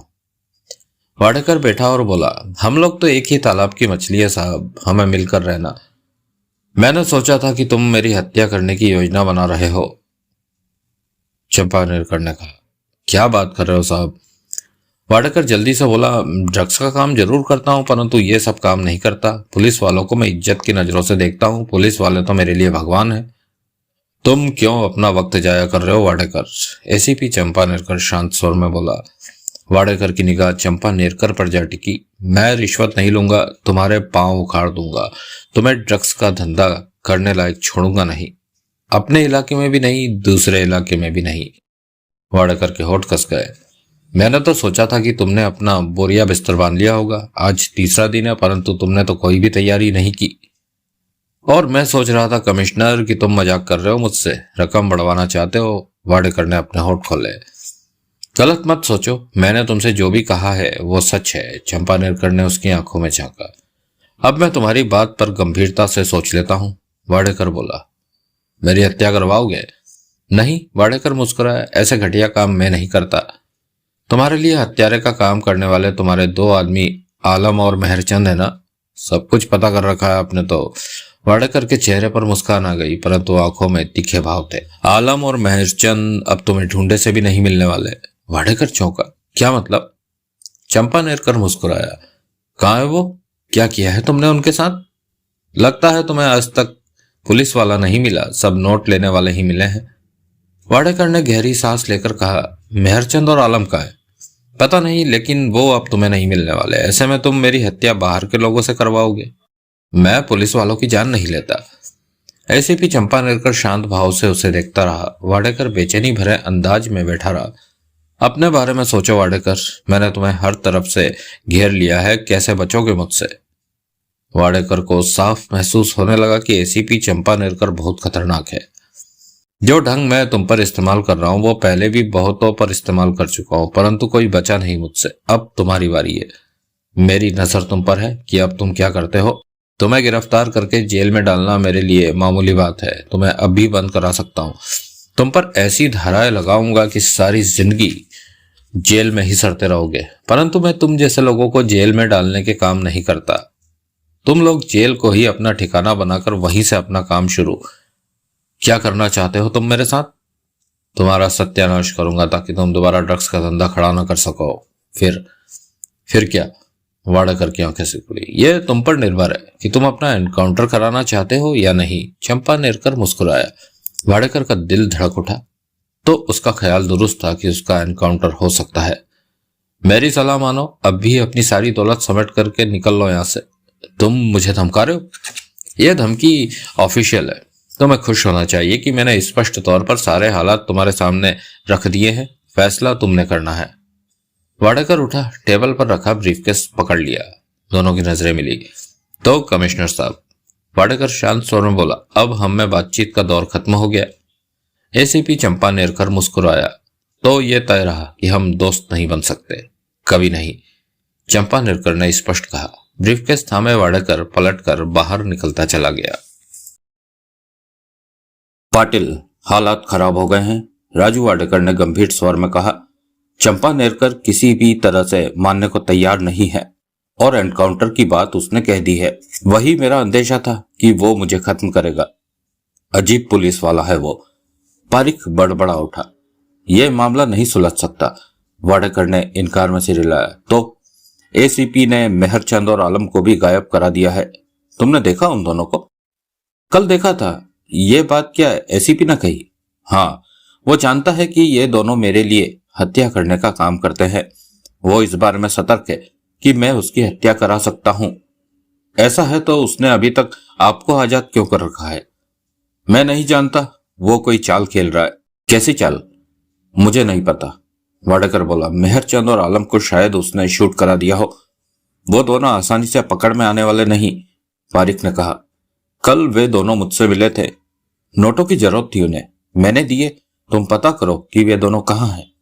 कमिश्नर उनके बारे में झूठ बोलकर अपनी कच्ची नहीं कराएगा। पारिक गंभीर था। कुछ क्षण वहां खामोशी रही। आप क्या सोच रहे हो? एसीपी चंपा नेरकर हाथ धोकर मेरे पीछे पड़ा हुआ है। वो पैसा लेने को तैयार नहीं, 50 लाख को उसने छुआ तक नहीं। मेरा धंधा यहां से उखड़ गया तो मुझे बहुत बड़ी रकम का नुकसान हो जाएगा। नई जगह धंधा जमाने में कई साल लग जाएंगे। वाडेकर साहब, आप तो हिम्मत हारने वाले लोगों में नहीं हैं। छोटी छोटी मुसीबतें तो आती ही रहती है। वाडेकर ने पारिक को देखा। एक पुलिस वाले की तो बात है, साफ कर देते हैं, सब ठीक हो जाएगा। मेहरचंद और आलम तो बाहर के लोग क्या कम है इस काम के लिए? फोन करके कमिश्नर की हत्या का ऑर्डर दे देते हैं, रकम चुपचाप उनके पास पहुंचा देंगे कि उन्हें पता भी नहीं चलेगा काम कौन करवा रहा है। एसीपी साहब, तो हमारी परेशानी दूर। पारिक का मोबाइल बजा। उसने बात की। हमने 2 आदमियों को पकड़ा है, इसी ठिकाने पर नजर रख रहे हैं। वो पुलिस वाले हैं, उनकी जेब में आई कार्ड हमने देखा है। उधर से आवाज कानों में पड़ी। क्या करें इनका? रुको, कहकर पारिक ने इस बारे में वाडेकर को बताया। वाडेकर ने कहा कि उन्हें भीतर ले आओ। यही बात कहकर पारिक ने फोन बंद किया तो वाडेकर गंभीर स्वर में बोला, इससे यह तो साबित हो गया कि कमिश्नर मुझसे झूठ नहीं बोल रहा। पारिक के चेहरे पर गंभीरता नजर आने लगी थी। वो कमिश्नर सच में कुछ करने का इरादा रखता है? पारिक बोला। वाडेकर के होठ भिज गए। इन पुलिस वालों का क्या करना है? पूछताछ करूंगा। अगर पुलिस वालों को कुछ किया तो कमिश्नर मुझे नहीं छोड़ने वाला। वाडेकर गुर्रा उठा। पारिक के दांत भिज गए। मेरे ख्याल में कमिश्नर को खत्म कर देना ही ठीक रहेगा पारिक। जब तक जिंदा रहेगा मुझे परेशान करता रहेगा। इन हालातों में हमारे पास यही एक बढ़िया विकल्प बचा है। पारिक ने कहा। 4 आदमी उन 2 पुलिस वालों को वहां छोड़ गए। दोनों सादे कपड़ों में थे। पूछने पर पता चला कि एक हवलदार है और एक कांस्टेबल। वाडेकर ने उन दोनों के आई कार्ड देखे और कार्डों को उनकी जेब में रखता बोला, किसके कहने पर तुम दोनों मेरे ठिकाने पर नजर आ रहे हो? एसीपी साहब। नाम क्या है? चंपा नेरकर साहब। वाडेकर के चेहरे पर कठोरता उभर गई। तुम दोनों को डर नहीं लगता कि मैंने पकड़ लिया तो जान चली जाएगी तुम लोगों की? दोनों के चेहरों पर घबराहट आ गई। मुझे भूल गए थे या मेरे बारे में कुछ जानते ही नहीं हो? हमें ऑर्डर मिला तो हम ड्यूटी करने आ गए। हम तो अब एसीपी चंपा नेरकर तुम दोनों को कैसे बचाएगा? मैं तुम लोगों को छोड़ने वाला नहीं। हमारा कोई कसूर नहीं, ड्यूटी तो करनी ही पड़ती है हमें। दूसरा बोला। हम? क्या ड्यूटी है तुम्हारी? आप पर नजर रखना और हर 4 घंटे बाद फोन पर एसीपी साहब को इत्तला करना कि आप क्या कर रहे हैं और क्या क्या किया। कब से नजर रखे हो मुझ पर? परसों से। आलम और मेहरचंद कहाँ हैं? हमें क्या पता, हम तो आप पर नजर रख रहे हैं। एसीपी ने उन दोनों को उठवा लिया है या उन्हें शूट करके कहीं फेंक दिया है? वाडेकर गुर्राया। दोनों पुलिस वालों ने एक दूसरे को देखा। फिर एक ने कहा, हमें इस बारे में कुछ भी नहीं मालूम। वाडेकर ने पारिक को देखा। पारिक फौरन सतर्क हो गया। तभी वाडेकर का मोबाइल बजा। इन दोनों को खत्म कर दो पारिक। मोबाइल निकलता वाडेकर कठोर स्वर में बोला, इससे एसीपी की अक्ल ठिकाने लग जाएगी। हमें मत मारो, हमने तुम्हारा बिगाड़ा ही क्या है? दोनों पुलिस वाले घबरा उठे। इन दोनों की लाशें एसीपी को नहीं मिलनी चाहिए। कहने के साथ ही वाडेकर ने मोबाइल का कॉलिंग स्विच दबाया और फोन को कान से लगाता बोला, हेलो। दोनों पुलिस वालों के चेहरे भय से पीले दिखने लगे। पारिक ने रिवॉल्वर निकाल ली थी। मेहमानों का ख्याल रखना वाडेकर। एसीपी चंपा नेरकर की आवाज वाडेकर के कानों में पड़ी। चाय कॉफी के साथ बिस्किट भी खिलाकर भेजना दोनों को वापस। मुझे नहीं पता था कि तुम मेहमान नवाज भी हो। सुनते ही वाडेकर अचकचा गया। सुना तुमने? हाँ। खुद को संभालते हुए वाडेकर ने कहा, तुम मुझसे दोस्ती क्यों नहीं कर लेते? तुम्हारी गर्दन पर पुलिस की तलवार लटकी है, उसे पहचानो। चंपा नेरकर का शांत स्वर उसके कानों में पड़ा। तुम्हारा अंत मैं देख रहा हूं। 5 मिनट के अंदर उन दोनों पुलिस वालों को बाहर भेज दो। इसके साथ ही फोन कट गया। होठ पीछे वाडेकर ने फोन कान से हटाया और जेब में डालता बोला, तुम दोनों जा सकते हो। दोनों पुलिस वालों ने अविश्वास भरी नजरों से वाडेकर को देखा। पारिक की आंखें सिकुड़ी। उसने रिवॉल्वर वाला हाथ नीचे कर लिया। जाओ, दफा हो जाओ। वाडेकर गुर्रा उठा। वे दोनों पलटे और तेज तेज कदमों से बाहर निकलते चले गए। क्या हुआ? पारिक ने आंखें सिकोड़े पूछा, उन्हें जाने क्यों दिए? एसीपी का फोन था। उसे मालूम था कि ये दोनों मेरे पास है। ये कैसे हो सकता है? इसका एक ही मतलब है कि 2 से ज्यादा आदमी मुझ पर नजर रख रहे हैं। वाडेकर ने दांत खींचकर कहा। ओह, आखिर वो चाहता क्या है? वो चाहता है कि मैं धंधा बंद करके यहाँ से चला जाऊं। दूसरी तरफ से वो ये भी कहता है कि जाने नहीं देगा मुझे, मेरा एनकाउंटर करेगा। तो एसीपी ने आपको घेर लिया है, पारिक ने कहा। शायद। हम सोच क्या रहे हैं? हमें फौरन एसीपी को खत्म करा देना चाहिए। वो सतर्क है, वो जानता है कि मैं ऐसा कर सकता हूं, परंतु ये काम हमें करना ही होगा। वाडेकर का चेहरा दरीनगी से भरने लगा था। गुल्लू को फोन लगाओ, कीमत उसकी पसंद की, लेकिन आज एसीपी खत्म हो जाना चाहिए। पारिक ने सिर हिलाया और मोबाइल निकालकर नंबर मिलाने लगा। वाडेकर सोच रहा था कि चंपा नेरकर बच्चा नहीं है, घिसा हुआ पुलिसिया है। उसके गिर्द जाने कब से जाल बुन रहा है। वो आसानी से मौत के जाल में फंसने वाला नहीं। तभी फोन पर बात करके पारिक ने फोन बंद करते हुए कहा, गुल्लू कह रहा है कि आज शाम तक काम हो जाएगा। 25 लाख भिजवाने को कहा है उसने, भिजवा दे, वाडेकर ने कहा।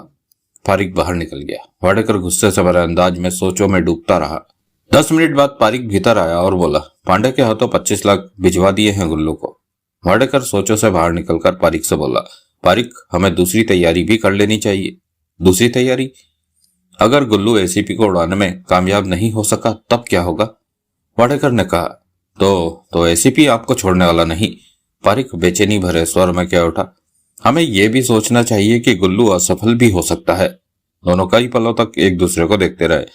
दूसरी तैयारी से आपका मतलब क्या है? माल समेटो, तैयारी करो। अगर गुल्लू नाकामयाब रहा तो हमें खिसक जाना होगा। आप डर कर भाग रहे हैं? बेवकूफ, वो पुलिस वाला है, उसके हाथों में कानून की ताकत है और वो मुझे एनकाउंटर की धमकी दे चुका है। पुलिस वालों से एक हद तक ही पंगा लिया जा सकता है। वो हरामी बिकने को तैयार नहीं। गुल्लू के हाथों अगर वो बच गया तो सीधा मुझे खत्म करने आएगा। वो मेरा काम कर देगा, आसानी से मुझे मार देगा। ऐसे में हमें तैयारी कर लेनी चाहिए भाग निकलने की। गोदाम में जितनी ड्रग्स पड़ी है वो सब टेम्पो में लदवा ले। मैं अपनी दौलत समेटता हूँ। इस वक्त कैश रकम मेरे पास ज्यादा है। 2 दिन बाद पाकिस्तान से पार्टी आने वाली है, पैसा उसे देना है, परंतु अब सारे काम रोकने पड़ेंगे। जाना पड़ा तो जाएंगे कहाँ? सूरत वाले ठिकाने पर। मुंबई से निकल चलना होगा। शायद ये सब ना ही हो, गुल्लू एसीपी को खत्म कर ही दे, परंतु हमें सावधानी के नाते अपनी तैयारी कर लेनी चाहिए। बुरा वक्त हमेशा दबे पांव ही आता है। मैं ड्रग्स को पैक कराकर टेम्पो में डलवाता हूँ। पारिक ने वहां से जाना चाहा। सुन, वाडेकर ने उसे टोका, अपने आदमियों को पता ना चले कि हम यहाँ से खिसकने की सोच रहे हैं। उन्हें यही कहना है कि कहीं से मोटा ऑर्डर आया है, सारी ड्रग्स वहीं भिजवाई जा रही है। मैं समझ गया, सब संभाल लूंगा, पारिक ने गंभीर स्वर में कहा और बाहर निकल गया। वाडेकर हद दर्जे परेशान था, चेहरे पर असीम गुस्सा था।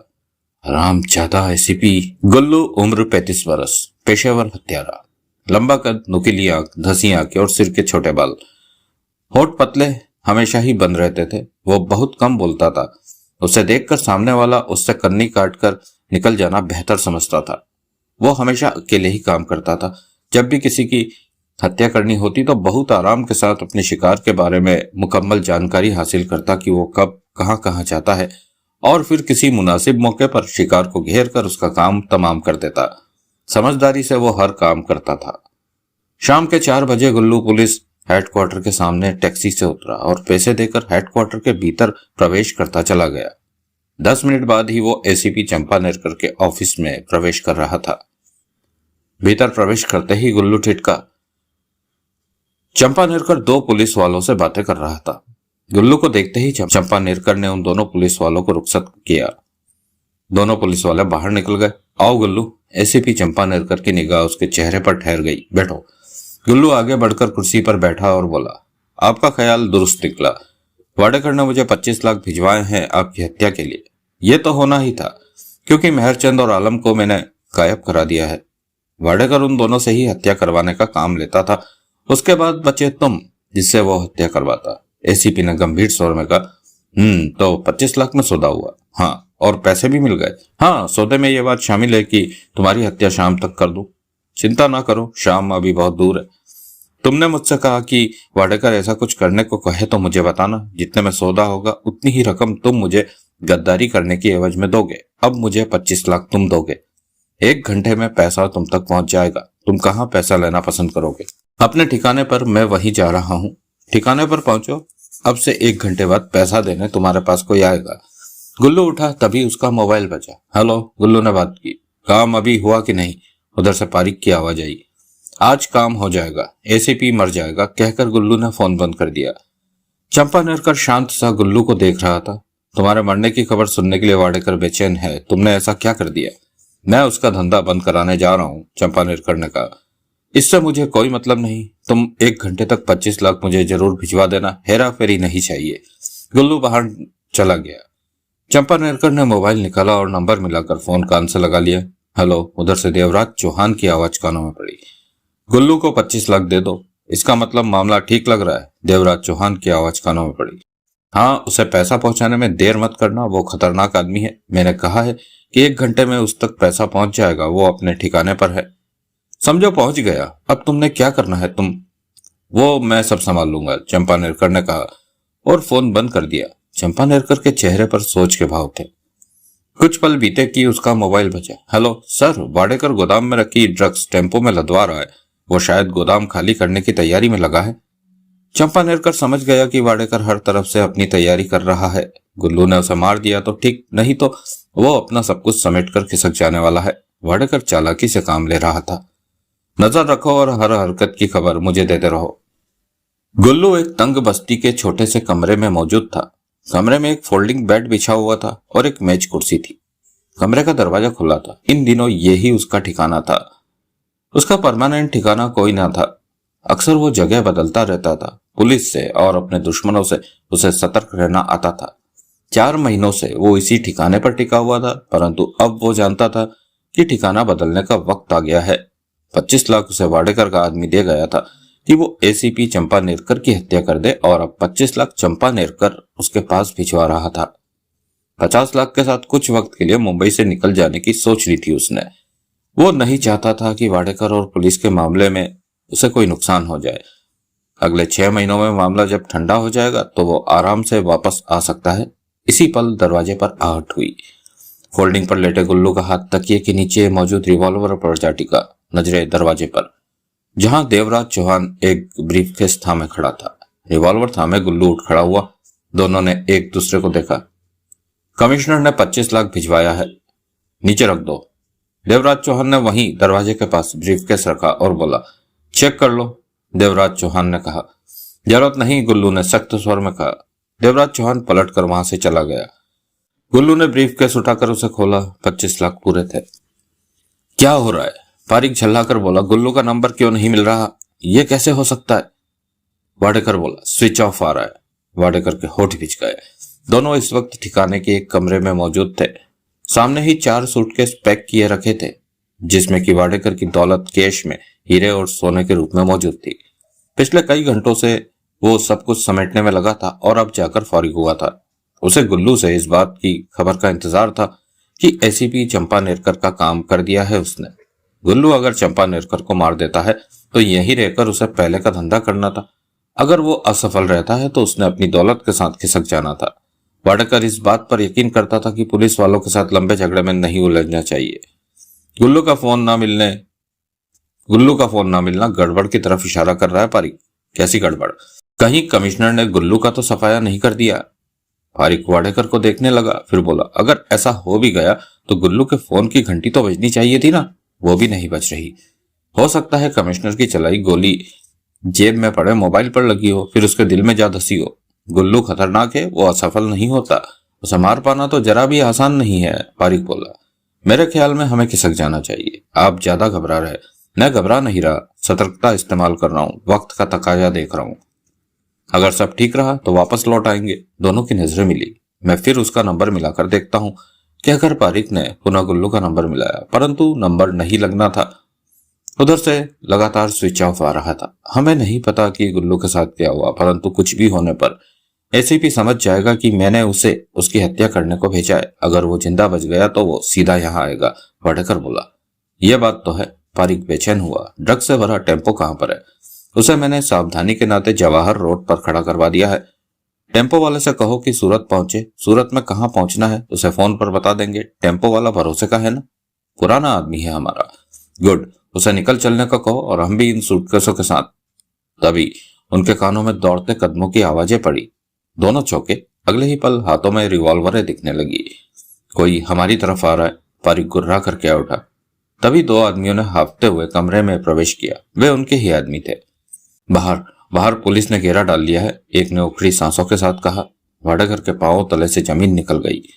एसीपी चंपा नेरकर का चेहरा उसकी आंखों के सामने नाच उठा। पारिक ने हड़बड़ाकर वाडेकर को देखा। खेल खत्म, वाडेकर गुर्रा उठा। अब समझ में आया कि गुल्लू फोन क्यों नहीं उठा रहा था। एसीपी ने गुल्लू को मार दिया होगा। अब हम क्या करें? पारिक गुस्से से चीख उठा। वाडेकर ने उन दोनों आदमियों से पूछा, कितनी पुलिस है बाहर? 20-30 पुलिस वाले हैं, सब हथियारबंद। जाओ तुम दोनों। वाडेकर ने शब्दों को चबाकर कहा, पुलिस पर गोली नहीं चलाए, सबसे कह दो। वे दोनों भागते हुए वापस लौट गए। हमें पुलिस का मुकाबला करना चाहिए, पारिक ने कहा। बेवकूफ, अगर पुलिस टीम पर गोलियां चला दी तो वो हमें चुन चुन कर मारेंगे और पुलिस आ जाएगी। तब तक जान सलामत है, तब तक आशा रखो कि सब ठीक हो जाएगा, वाडेकर ने गुस्से से चिल्लाए स्वर में कहा। चंपा नेरकर आपको नहीं छोड़ेगा। वाडेकर के दांत पिच गए। हमें गुप्त रास्ते से निकल चलना चाहिए, पारिक ने बेचैनी से कहा। नहीं जा सकते। क्यों? इन चारों सूटकेसों में करोड़ों की दौलत है, मैं इन्हें छोड़कर नहीं जा सकता। एक सूटकेस आप उठाइए, दूसरा मैं उठाता हूं और निकल चलते हैं, पारिक ने जल्दी से कहा। और बाकी के दोनों? उन्हें यही छोड़ना होगा। दिमाग खराब हो गया है तुम्हारा? ये मेरी जिंदगी भर की कमाई है, इसे मैं कैसे छोड़ सकता? पारिक तेजी से दरवाजे की तरफ बढ़ा। कहाँ जा रहे हो? पारिक चिटका और पलट कर बोला, मैं अभी आया। दोनों की नजरें मिली। वाडेकर की आंखों में खतरनाक चमक उभरी। जा रहे हो मुझे मुसीबत में छोड़कर? वाडेकर ने शांत स्वर में कहा। मुझे अपनी जान प्यारी है। वाडेकर ने रिवॉल्वर वाला हाथ उठाना चाहा कि पारिक ने उससे पहले ही रिवॉल्वर उस पर तान दी। यह सब नहीं चलेगा वाडेकर, मैंने तुम्हारी बहुत सेवा की है और अपने को बचाने की खातिर मुझे यहाँ से जाना होगा।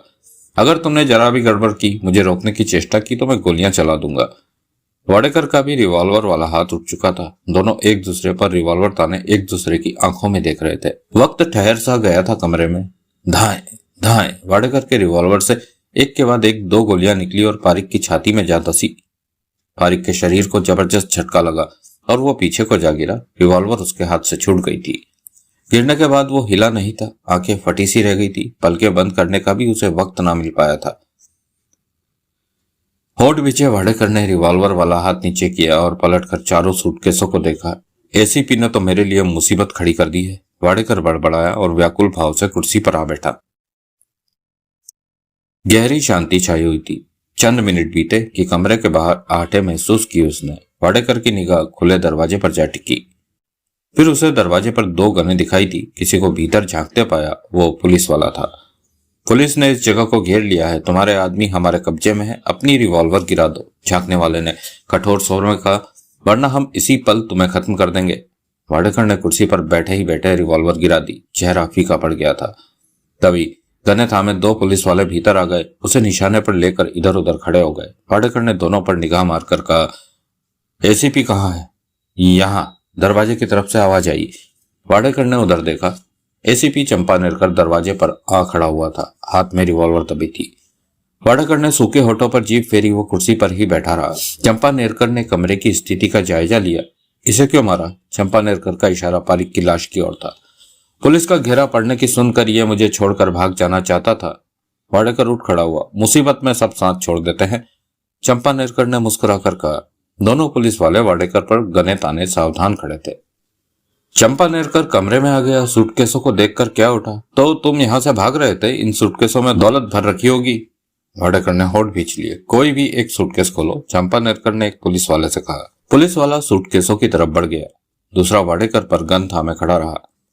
तुमने मुझे 7 दिन का वक्त दिया था, सामान्य स्थिति में। स्थिति अब भी सामान्य है, वाडेकर ने बेचैनी भरे स्वर में कहा। नहीं, अब कुछ भी सामान्य नहीं है। चंपा नेरकर ने सिर हिलाकर कहा, तुमने गुल्लू को मेरी जान लेने को भेजा। वाडेकर जानता था कि कमिश्नर यही कहेगा। मुझे नहीं पता था कि पारिक क्या कर रहा है। मुझसे पूछे बिना इसने गुल्लू को तुम्हें मारने को कह दिया था। थोड़ी देर पहले ही मुझे यह सब पता चला, तो मैं पारिक पर गुस्सा हुआ कि उसने ऐसा क्यों किया। सुनकर चंपा नेरकर के होठ सिकड़े। इसका मतलब कि तुम अपने आदमियों को ठीक से संभाल नहीं पाते, ये अपनी मनमानी करते रहते हैं। गुल्लू वाला मामला पारिक ने ही खड़ा किया, मुझे जानकारी नहीं थी। वाडेकर बेचैनी से कह उठा। जो भी हो, गुल्लू तुम्हारे आदमी के कहने पर ही मुझे मारने आया था और अब मैं तुम्हारा एनकाउंटर करने जा रहा हूं। यह बात तुम्हें पहले ही कह दी थी कि मैं तुम्हें छोड़ने वाला नहीं। अब तो सर ये देखिए। एसीपी चंपा नेरकर की गर्दन घूमी। एक सूटकेस खुला पड़ा था सामने। सूटकेस के आधे हिस्से में हीरे जवाहरात ठूस रखे थे और बाकी आधे हिस्से में 1000 के नोटों की गड्डियां भरी पड़ी थी। वाडेकर को लगा मुसीबत अब और भी बढ़ गई है। तुम तो सच में ही अपनी जमा पूंजी लेकर भाग रहे थे, कहाँ भागने का इरादा था? वाडेकर चुप रहा। चारों सूटकेसों का यही हाल है, हीरे जवाहरात और नोटों की गड्डियां। चंपा नेरकर ने वाडेकर को देखा। वाडेकर कहता भी तो क्या, फिर तो मैं बहुत अच्छे मौके पर आया। तुम्हारा ट्रक से लदा टेम्पो जो जवाहर रोड पर खड़ा है, उसे भी पुलिस ने पकड़ लिया है। पुलिस वालों ने बताया कि वो ड्रग्स भी 10-20 करोड़ की है। इतना पैसा तुम कहां से ले आते हो? ड्रग्स उधार मिलती है, माल बेचकर कीमत चुकाता हूँ।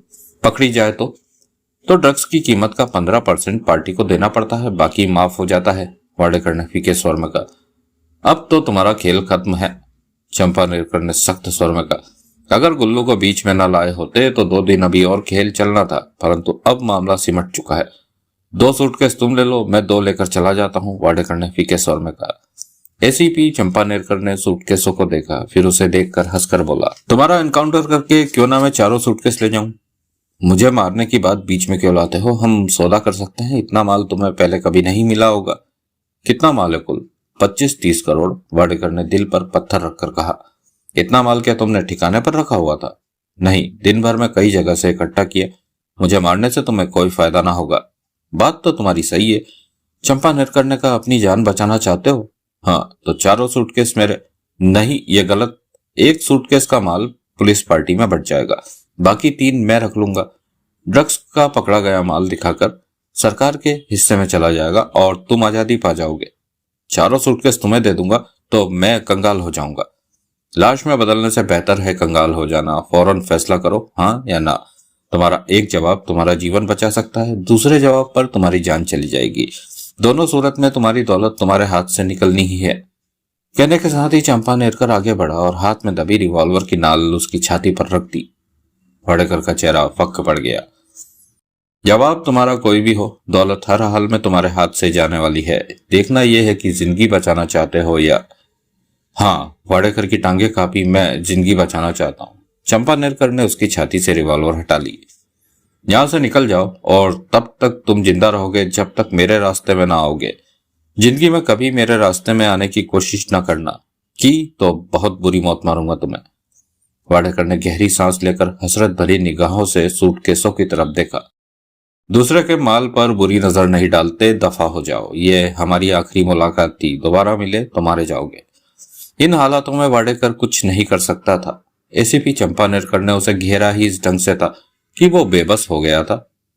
तुम बुरे पुलिस वाले हो, वाडेकर ने हारे स्वर में कहा। दफा हो जा, चंपा नेरकर गुर्राया, वरना अभी गोलियों से छलनी कर दूंगा। वाडेकर लूटे पिटे अंदाज में कमरे से बाहर निकल गया।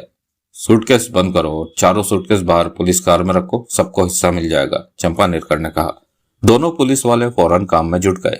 चंपा नेरकर ने मोबाइल निकालकर नंबर मिलाया और फोन कान से लगा लिया। कमरे के कोने में चला गया। हेलो। अगले ही पल उसके कानों में देवराज चौहान की आवाज पड़ी। वाडेकर अभी अपने ठिकाने से बाहर, चंपा नेरकर ने धीमे स्वर में कहा। हाँ, मैंने उसे देख लिया है, वो नजर आ गया है। वो अपनी दौलत के साथ यहाँ से फूटने के फेर में था। मैंने सारी दौलत पर कब्जा जमाकर उसे कंगाल कर दिया है। यह तो बहुत ही बढ़िया रहा, बाकी मैं संभाल लूंगा। तुमने 1 करोड़ रुपया मुझे देना है देवराज चौहान, चंपा नेरकर ने जैसे याद दिलाया। अभी नहीं, अभी तुम्हारा काम बाकी है। कन्हैया लखानी और जॉन अंताओ परेरा को, वो मुझे याद है, कल से उनमें से किसी एक के काम पर लग जाऊंगा। उधर से देवराज चौहान ने फोन बंद कर दिया। दोस्तों, आप इस बेहतरीन और शानदार कहानी को सुन रहे हैं गोकुल गुरु ऑडियो बुक्स चैनल के पब्लिक जोन पर। इसी तरह की और भी शानदार मजेदार कहानियां हमारी पेड ऑडियो बुक्स पर भी आ चुकी है, जिसमें से एक है असंभव डकैती, जो कि देवराज चौहान सीरीज है, और दूसरी एक और चेहरा विमल सीरीज, जिन्हें आप मात्र 20 रुपीज पे करके पर ऑडियो बुक हमसे उनकी लिंक प्राप्त कर सकते हैं अपने व्हाट्सएप पर, और हमें पेमेंट भेज सकते हैं हमारे पेटीएम या फिर फोन पे नंबर 9981046977 पर।